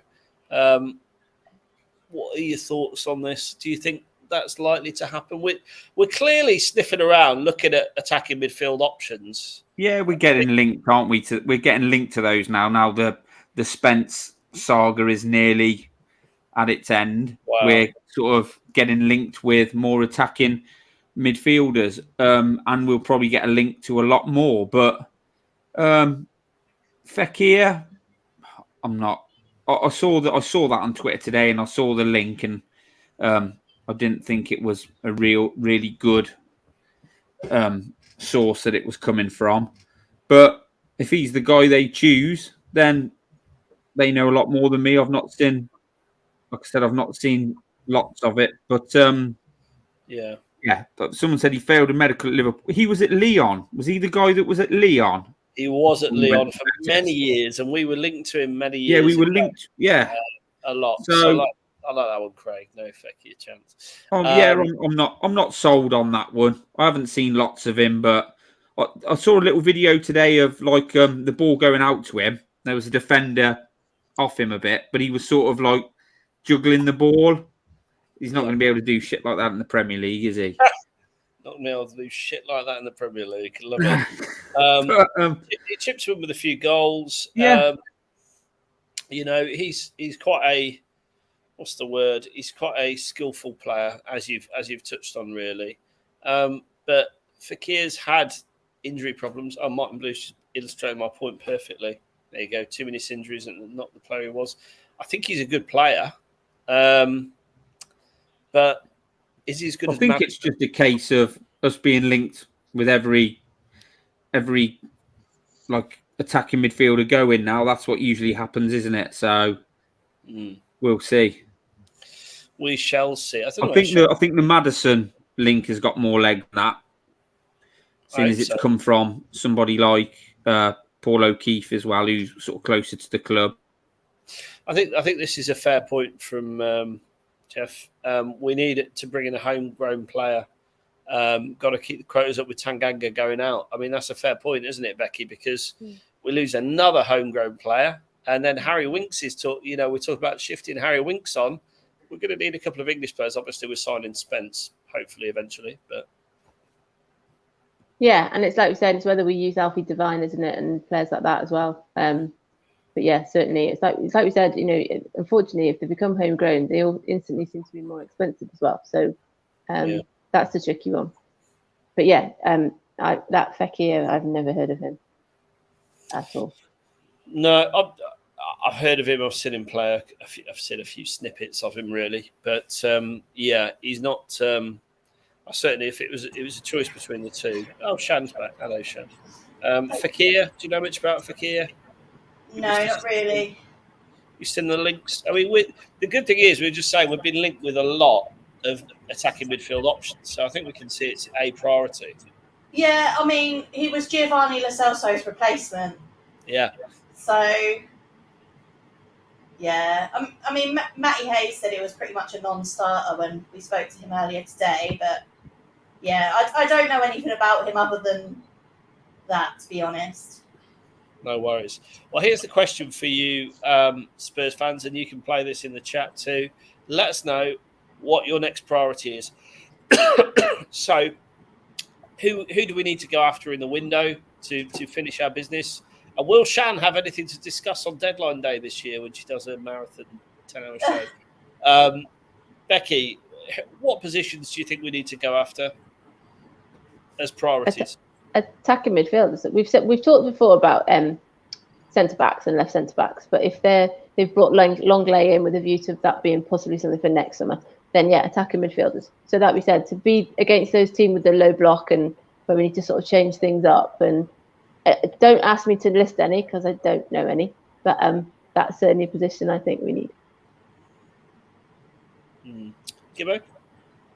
Yeah, I think a more creative player definitely need one of those. I sort of thought we'd sort of like wait that out and maybe go with an opportunity that arises. But if they're sort of targeting Madison, then so be it. And I would like somebody to come in, another centre back, because I think you can sort of, if you look at it, you go Sanchez, Romero, obviously Romero in front of him, Davis and Longley, however that pans out, Eric Dyer, and then I don't think we've got anyone really. I'd like somebody to come in who can challenge him or maybe play more games than him, more competition in that position. Even though Eric Dyer's been fantastic, you know, we just I don't think we've got anybody who can really challenge him for his place. So I'd probably say a creative player and a centre back. Sham? Yeah, I think James Maddison in that attacking midfield position. And then I'd agree we need another centre-back, but I think Eric Dyer is hard to replace. And this is the reason. I think he is the glue that holds that back line together. He's the leader in that defence. He's the one telling everyone where they need to be. I think if you remember previously in the season when Eric Dyer's been out, we've shipped a load of goals. Romero's been sort of in the middle, but it's not really the same. Obviously, he's not developed that leadership quality just yet where he's telling people where to be and what to do. He's more worried about his game. So we need a centre-back that has a similar quality to Dyer in that sense, someone that can lead the back line, because Sanchez had a few good games when we had Toby and Jan in the middle of the defence, but he had Toby and Jan next to him, who are both very good leaders in that defence, so would tell him where he needed to be. I don't think you could trust Davinson to do that. I don't think you can trust Romero to do that. I think if you're going to bring someone in, it needs to be like that centre-back general that's really going to lead them and tell them where they need to be. And I think that's why Dyer is so hard. Well, you can see how highly Conte rates Dyer. He's played the most minutes in pre-season. He played the full 90 minutes on Saturday. So I think he's a tough one to replace, but I do agree we need another centre-back. Who could you see that being? When you if you were to throw names out there, who do you think could fill that role?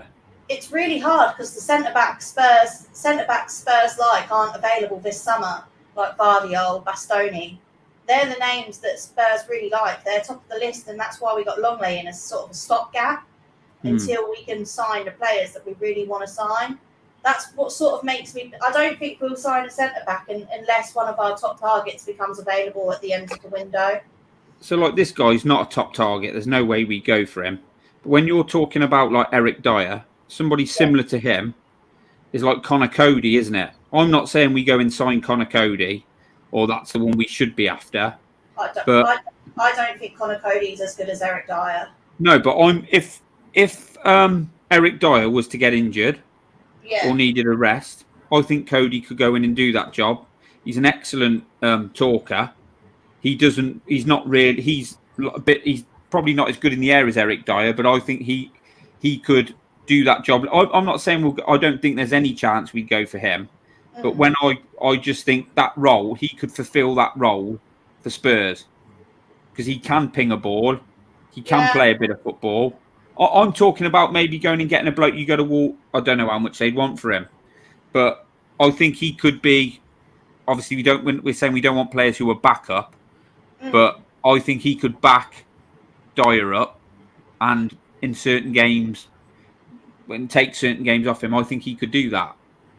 Yeah, but we've just got to get. It's not going to happen. That's just come into my head when we're talking about what the role Dyer plays for Spurs. I just think it's really hard with Dyer, with all of experience. Obviously, he's a leader in the dressing room, and it's going to be hard to bring someone in that position that replicates the qualities that I don't think people look at Dyer and realise the qualities he brings into that back line. He might not have the ability of Romero, but he's got the qualities that complement Romero.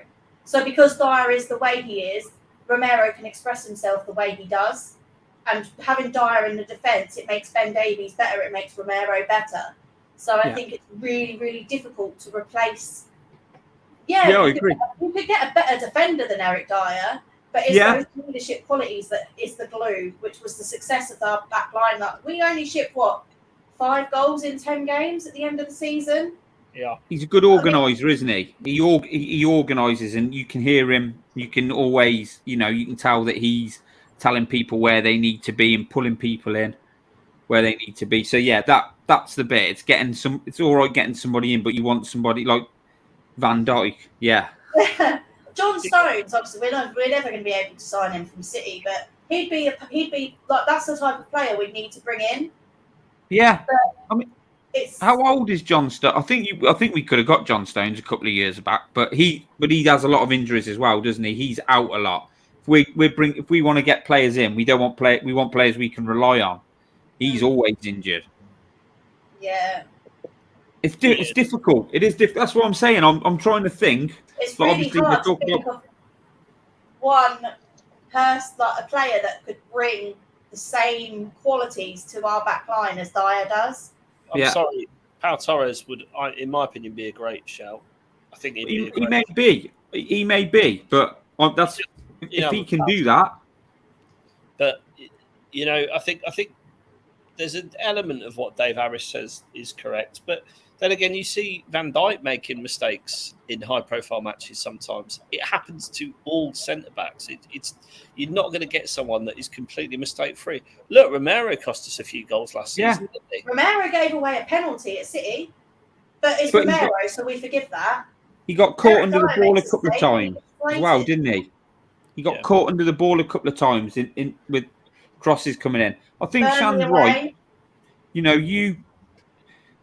Dyer as a probably, I don't know if I'm saying this right, talent-wise can be upgraded on, but will the guy who comes in have the qualities to lead that back line the same as Eric Dyer has?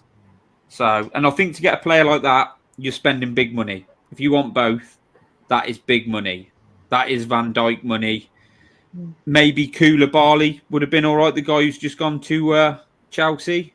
Well, he'd be very all right. A good shout. But then Spurs ain't paying 200k a week for 5 years to a 31-year-old.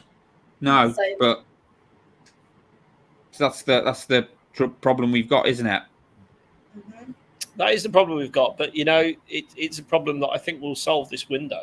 Hopefully. I think we will sign a quality centre back. I think there's so many teams in for various people at the moment. Bremer, absolutely. Well, he's gone. Yeah, he's either Inter or Juventus, isn't he, this week? Well, maybe, but what's stopping us if we want him sticking the money down? He wants the Italian citizenship. Yeah. He's like 6 months away from getting an Italian passport, isn't he? So Skriniar, I don't really Skriniar, not that sold on him if I'm honest. But there's players out there, and if we want them, we'll just have to match the price tag that's put on them. As we said earlier, Kim Min Jae, and one of our channel members, Scooter Life, there. Shout out to you. He's as good as Dyer. He's probably on Dyer's level. So from a rotation perspective, we could do a lot worse than sign him. Certainly from a marketing perspective as well. But we need to sign a centre back fundamentally. I think the Pau Torres thing still got legs. I'm not saying I want Pau Torres, but I can see that deal with the He is a classy centre back. He really is. That's something I could possibly see happening if it gets to it, and they think we need to bring someone in. We need to move Lo, so let's do something there. I can see that happening. I'm not saying he's ideal or that's what I want, but I think that's got some legs. I agree. Totally agree. And finally, or not finally, rate our business out of 10 so far. Becky, how happy are you with the window in a scale of 1 to 10? We need to use decimal points, otherwise you're a rookie. That's the rules. Yeah. Eric Dyer said so. Okay. Let's assume Jed Spence is coming, so we've got a right wing back. I'd say 8.5, based on the fact that we've never had this much movement ever in a summer. So, I think we said before as well about the net spend as well. We've got this so-called 150 million sort of still sitting there, and we may not have even really tapped into that. So it's sensible money. We've talked before, it doesn't need to be a lot of money for it to be the right signings. We've done that, Kulusevski and Bentancur. So I think, and like we talked earlier before about the whole legend thing, we're not used to this. So maybe that is a bit high, and 8.5 is too high.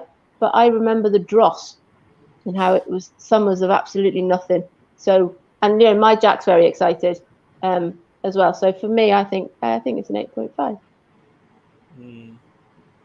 Gibbo, rate it. Come on, then, give us your and play along. We want to know in the chat. I'm going to give it as many as possible. I'm going to give it a good solid 7 at the moment, and I think by the end of the window, I'll be giving it a 9. No decimal points. No. I'm not going decimal points. 7 at the minute. If we get the 2 players that he likes his shirts white, blue, and maybe yellow. Yeah. Right? And I won't no decimal points. And he's absolutely a rookie. Yeah, and that's it. 7 and 9 if we get the other 2 players in. Okay, Shan, what are you saying? I'm giving it the same rating as Brian Hill gave Matt Doherty's goatee, and that is a 7.7. Very good. I like that. Do you think Matt Doherty's goatee is a 7.7? By the way, do you agree with that? No. It's awful. They don't give decimals in Strictly Come Dancing, do they? Who watches that? You're giving yourself away now, Gibbo, I tell you. Honestly. They don't know, do they? I don't know. I don't watch it. I'll behave. No, if it's got to be decimals or you're a rookie. That's Eric I'm Dyer. a rookie Eric then. Dyer and Harry Kane say so. So there we I'm go. a rookie dinosaur. You are a rookie dinosaur. I'm going to say it's an 8.1 for me so far. We've strengthened, haven't we? We've strengthened in positions we hope to strengthen in, and although that there are people we would have maybe preferred to have chosen, and we could argue for that for a long time. Like I said in the past, where we would sign 1 or 2 players, we talked. We move in positions, so we've got right wing back. We're moving to central mid. There may be still a striker option. Go back to left centre back. We've never ever been in that situation before. We're having a go. If I so 7.7, this is the window as a whole so far. We've still got bad eggs that we need to get out of the door. We still need to sign that creative midfielder that Conte wants, and I still think we need another defender, maybe another forward.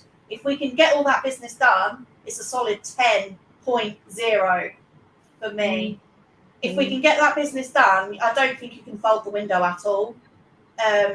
But maybe a 9.9, actually. There's no such thing as perfection, is there? But, yeah. I just think, get that bit done. Get the bad eggs out. Sign, I think we need another 3 players. Look at this. That looks like one of the Wi-Fi passwords when you're signing into your Wi-Fi admin online. Bradley, I think Shan's right though. Normally we have to get rid of the bad eggs before we buy anyone in, and we would argue that it'd be a fairly decent window even if they did stay. So for whatever reason we can't get rid of them, it's not having an impact on positions that we have managed to fulfill. So like those that didn't go to South Korea, just leave them over there and we'll continue with the squad without them. We've never been in that situation before either. So being able to do business whilst that's sort of going on over there, again, that's very refreshing, and it means that there is more positivity, because if for whatever reason a signing doesn't work out, we know now there's a policy in place where they will still look to improve, and that person will fight for his place or they'll move on. And it's all just a very different way of doing things. So it's a fairly decent window without getting rid of the people that we hope obviously will, because that obviously frees up money, it frees up the homegrown element, and there's a change in the kind of squad mentality. But it's still a fairly decent window without that currently having taken place. We're on 199 likes. Who's going to be the 200? All smash the like button now and see who is. Would you rather have Depay or Madison? We didn't directly ask that one earlier, so I thought that was a bit of fun. Very quickly, one word answer, Becky. I'll have Madison because he's homegrown and I've heard of him more. Madison. Gibbo, if your phone's not going off. Sorry. Madison or Depay? Or Depay or just Memphis? Pay to buy. Um, Who to buy? Madison. Matters and Shan. Matters. I think Madison, we need a Madison type more than we need a Depay type. So I'm going to go Madison. Well, there you go. But like I said, it would be if we can sign another forward, an attacking mid, and another defender.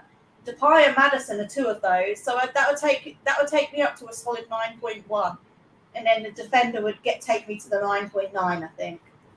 Really, I do like bad eggs. I do like the way your mind works sometimes. So the bad eggs, Lo Celso and Ndombele. Yeah, The bad eggs, Lo Celso and Ndombele. Just those two. Yeah. I think so. While you're hitting the like button, do also remember to hit that subscribe button.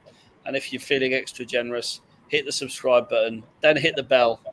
We're not calling you a bell, Gibbo. And that will set a reminder. So whenever we go live, you'll be with us.